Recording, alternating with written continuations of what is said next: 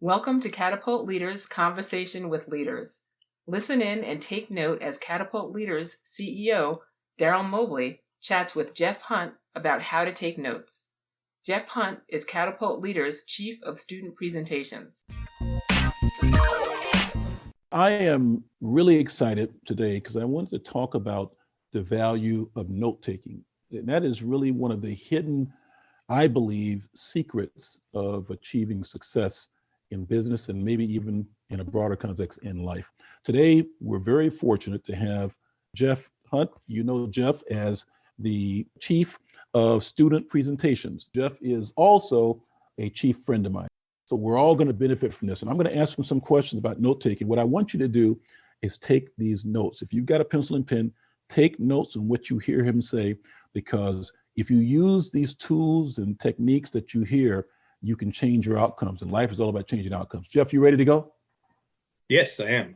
Perfect. All right. Question number one. Why is note-taking in college and at work so important? What's the purpose of note-taking? People who don't really understand it will often confuse it with transcribing. You'll see people in their college lecture hall basically trying to get every word that's come out of the professor's mouth. And they basically reduced themselves to a dictaphone. Mm-hmm. So not even processing what's coming in, one ear. It's going straight from their ear to their hand. Note-taking is not about transcribing. It's not about recording every single thing. For me, note-taking is a tool, and it's a tool that helps you remember specific points. And for me personally, I would take very few notes in my college classes, but I would, when something clicked, and I had a little insight as to, oh, that's the relationship between those two things. That's what I would be writing down. So the difference between note-taking in college and in business, you're doing different things. In college, you are trying to, you're trying to absorb the lesson material. And so you're essentially, you're helping yourself to remember what is important. In business is a fluid thing. It is not a set curriculum. You're trying to figure things out, and unless you are basically a cog in the mailroom, you are valued for your mind, for your ability to process information and know what's important and sift it out from what's not important. So taking notes in business is different in that you have to really have your mind on. You're not basically just transcribing what's going on in the meeting. Your job in business is to be thinking. And so it's even more important to take good, clean notes that are relevant to whatever is being discussed in business. I think even more so than it was in college. Okay, all right. How can, and let me play with your mind a little bit on this one. How can being a poor taker of notes harm a business career? If you take lousy notes and you don't know the information that you should have known had you taken good notes, you can certainly look like a fool. You can make mistakes that are going to cost you in reputation and all that. I think if you are pedantic about how you take notes, rather than creative, mm-hmm. I think that filters through in whatever work product you're producing. One of the first things I thought of when you talked about taking poor notes, I remember the times when bosses would turn to one or more of us and say, "Hey, Daryl or whoever, hey, could you share your notes with the team after the meeting?" So imagine if, right? So imagine if you had not taken good notes. When you share whatever you wrote, you're either impressing people or you're not impressing people, right? Because they're looking at that's your work product. What did you take from that meeting that we can use to grow our business or to fix a problem or whatever the case is? So when I heard you talking, that was the example I flashed on. That there have been times when I've seen bosses turn and say, Daryl, can you give me a copy of your notes, please? And in today's world, somebody can snap a picture with can just snap, give me your notes. And imagine if they see a bunch of crap. Imagine if they see, okay, what in the world? What are you doing? It's not impressive. He was doodling. That's right, doodling and doing it with scribbling. And you kind of talked about how it can harm a career. How can being an effective note taker help in your job performance, specifically, like help you actually perform better, especially for these, the people listening, watching, or those who are getting started in their careers. They want to be successful. So how can being an effective note taker help them do well in their careers? I don't think anybody would dispute that being a better thinker would ever hurt you. Mm-hmm. And this is essentially what taking good notes allows you to do. It allows you to remember things, just jot it down, and then you don't have to, occupy your brain with trying to remember it. For me, my mind is always going in a whole bunch of different directions, and it helps me to structure the way I process information. That's essentially what it does for me, and it lets me seem to be smarter than I am. It makes me smarter than I would be otherwise. Okay. It lets my brain be free to do, the creative things that it does. I'm not worried about forgetting something. I'm not, ideas come to me, I write them down. I look at it a little bit later and go, oh, that was a good idea. Yep. But I've forgotten it completely. So I would essentially say it makes you a better thinker, and therefore it makes you a better employee, it makes you a better friend, it makes you a better whatever it is that you are aspiring to be. Mm-hmm. I'm going to put you on the spot here. Can you give me 5 to 7 tips for becoming a better note taker at work and in meetings? The first thing is have some kind of shorthand. You don't need to have perfect grammar. Mm-hmm. You need to have it clear enough so that you can reproduce what you were thinking at the time. Okay. I would say very often the concepts that you want to record are not going to be chronological in how they come to you in the meeting. So I like to leave a lot of space between, one idea and the next, because you know what's going to want to come in between. I might want to expand one of them. I use a lot of arrows. If an idea is related to another idea, I will, scribble an arrow between the two and Sure. give myself some kind of clue as to what I believe that connection was. You mentioned something earlier in our conversation. Basically, don't try to write everything down. Like that's one tip. Don't become a transcriber. Don't become a stenographer. Your job is to take the ideas, to see the connections and write them down. And sometimes, and I'm going to touch on what you just said, sometimes you put something in your notes and you may not spark to that connection until another 3 points down. So wait a minute. Okay, this is, okay, so this is how this works. Okay, cool. And that gets to your arrows down, connecting it. And then you also mentioned, just so you know, I'm listening to you, you also mentioned sometimes you put notes to explain the connection you think you're seeing, right? So to me, those are a series of tips, and I'll always try to squeeze the orange for more tips, you know me for that one. But if you got other things sparked to your mind, if not, I have some thoughts I'll throw at you, and then you can push back at me on it. You are listening to a Catapult Leaders podcast. For more information, visit catapultleaders.com. The use of underlines, the use of circles, that feeds into or feeds away from, if you will, or feeds through your your arrows. So, for me, sometimes I'll underline something 3 times because that'll mean, wow, that really struck me. That point, if I'm in a business meeting, maybe that was a key point I took for this, that, oh, wait a minute, here's how we solve that problem and this problem. Here's what we do next, or here's the key next step, those sorts of things.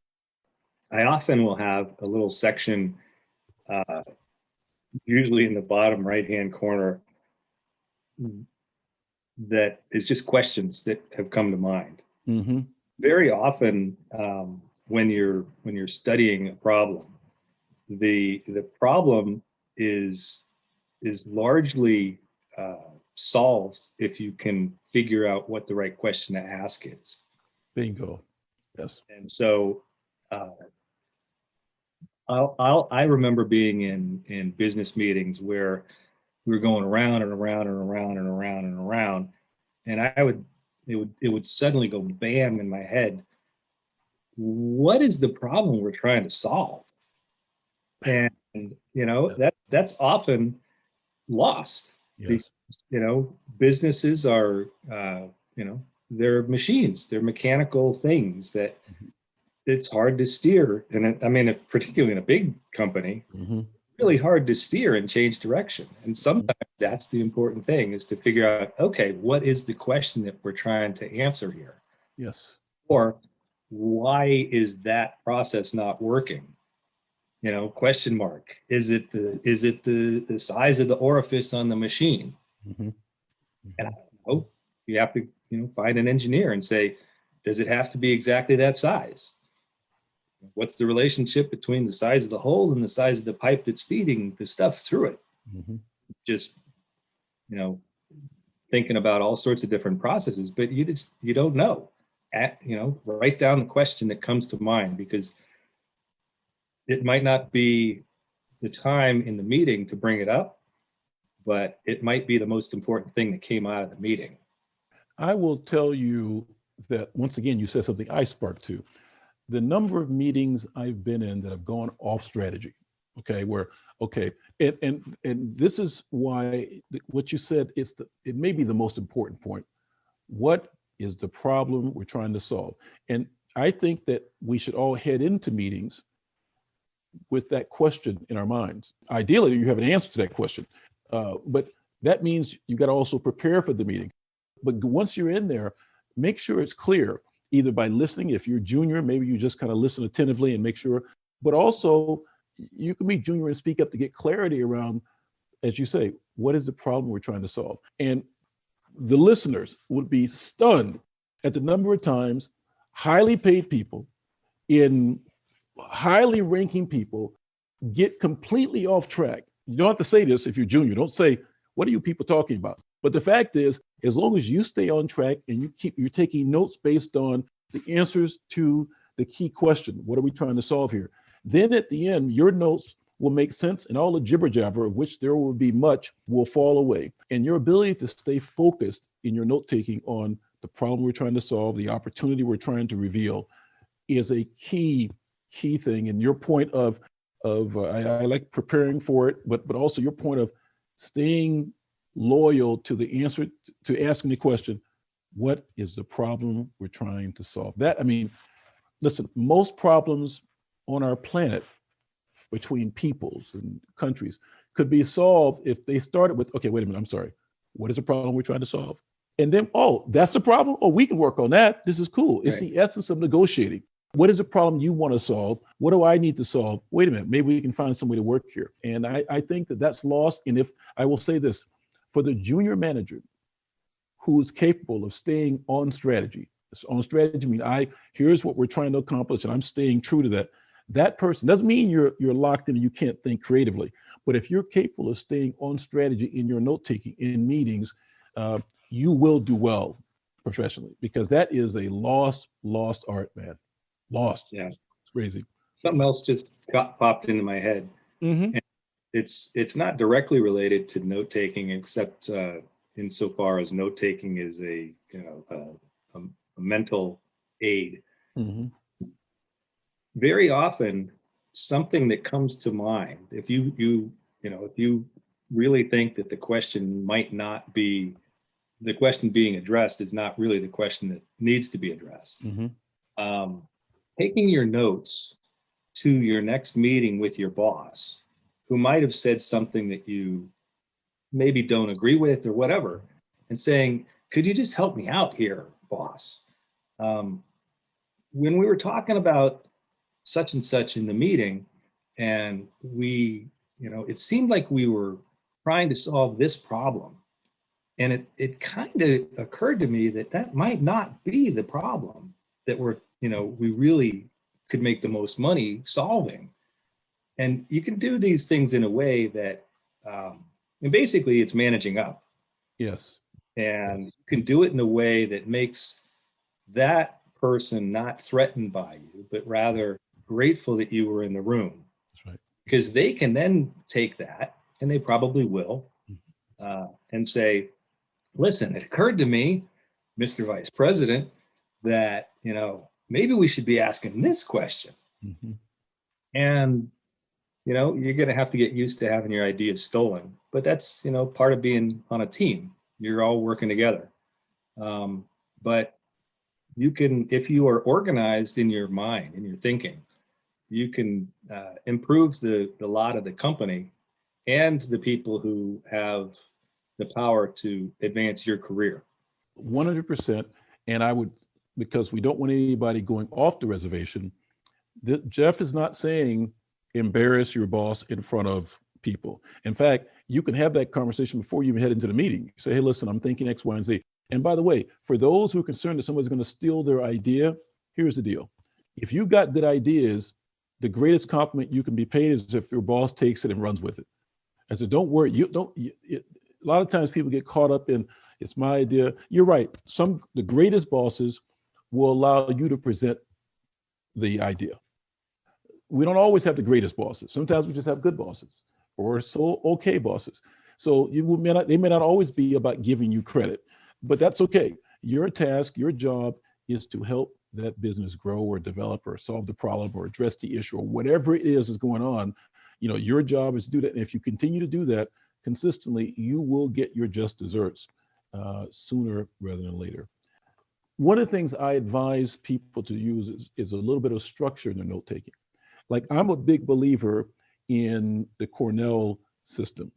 Not because there aren't other systems, because there are. The Cornell method, for those listening, just look up the Cornell method for note taking, and you'll see it's basically an image on the board. You just replicate that image with your notes, because it's helpful to provide structure to the way you lay out your information, your notes, right? As you said, the arrows are going, this goes here, you're drawing a line.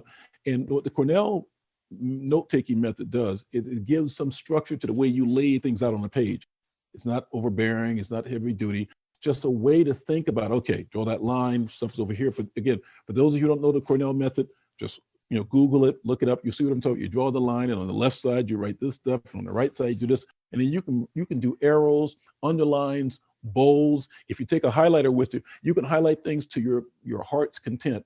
But that structure, I find, helps me a great deal in getting my notes down. What about you? What do you think about that? I completely agree. I didn't figure that stuff out until late, Mm-hmm. well after my college years. Mm-hmm. I faked it for a long time, and those kinds of tools are really valuable.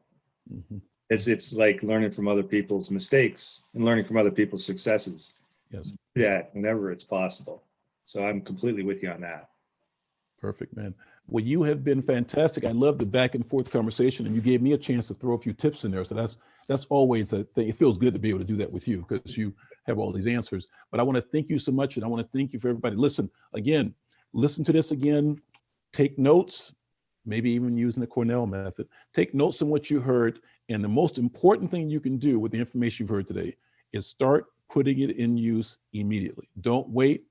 I'll get around to that. It's not important. If you're in college right now, if you're in grad school now, wherever you are, start using this approach right now in what you do, and you will see your results improve dramatically. Thanks a lot, Geoff. Thank you. It's great to be here. You've listened to Catapult Leaders Conversation with Leaders. Special thanks to Geoff Hunt. For more information on hiring outstanding talent, visit catapultleaders.com. To get a great job, visit catapultleaders.com. Be sure and go to catapultleaders.com so that you can apply to the Catapult Leaders program if you are a college student or grad student or a recent graduate. If you are a company leader looking to uplevel your company by hiring outstanding new employees, please go to catapultleaders.com and contact us. Let's go.